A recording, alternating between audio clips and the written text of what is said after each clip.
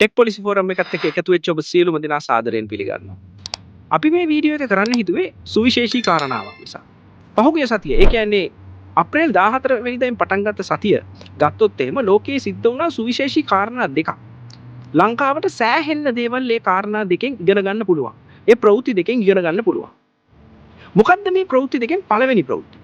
ඇමරිකාවේ ජනාධිපතිතුමා යනවා Samsung එකට. Samsung කියලා කියන්නේ ලෝකේ තියෙන සුවිශාලම බහුජාතික සමාගම. මොබයිල් ෆෝන්ස් හදනවා, ICs හදනවා, ඉලෙක්ට්‍රොනික ඇප්ලයන්සස් හදනවා. ඇයි ඇමරිකාවේ ජනාධිපතිතුමා ජෝ බයිඩන් Samsung එකට යන්නේ? ඇමරිකාවේ ජනාධිපතිතුමා Samsung එකට ගිහිල්ලා කියන්නේ ඇවිල්ලා අපේ රටේ ඉන්වෙස්ට් කරන්න. කොච්චර මුදලක්?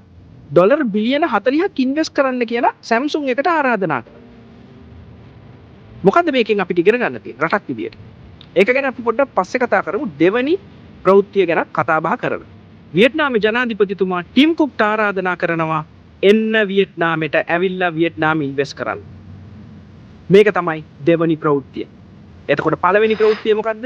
ඇමරිකාවේ ජනාධිපතිතුමා යනවා Samsung එකට.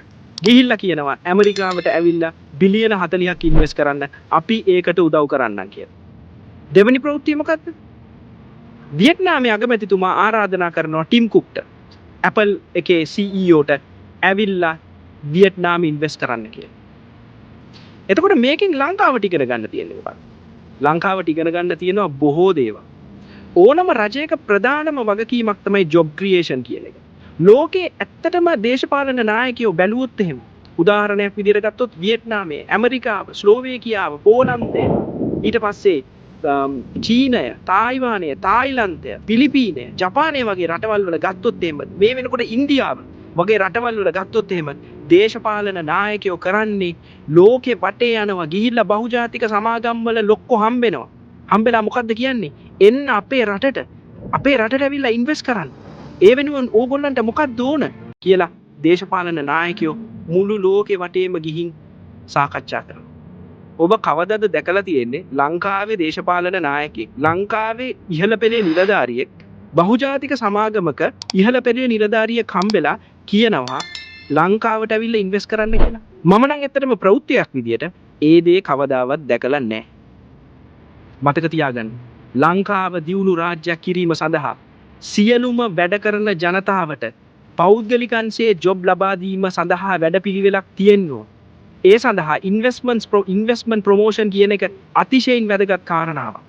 ලංකාවේ ජනාධිපතිවරු, ලංකාවේ දේශපාලඥයෝ බහුජාතික සමාගම් පිටිපස්සේ අනිවාර්යයෙන්ම යන්න ඕන. මොකටද? ඒගොල්ලන්ට කියන්න එන්න ලංකාවට ඇවිල්ලා ඉන්වෙස්ට් කරන්න. අපේ මිනිස්සුන්ට රස්සා දෙන්න. අපි ගිහින් අහන්න ඕන බහුජාතික සමාගම් වලින් ඇයි ඔයගොල්ලෝ ලංකාවට ඇවිල්ලා ඉන්වෙස්ට් කරන්නේ නැත්තේ? මොකද්ද හේතුව?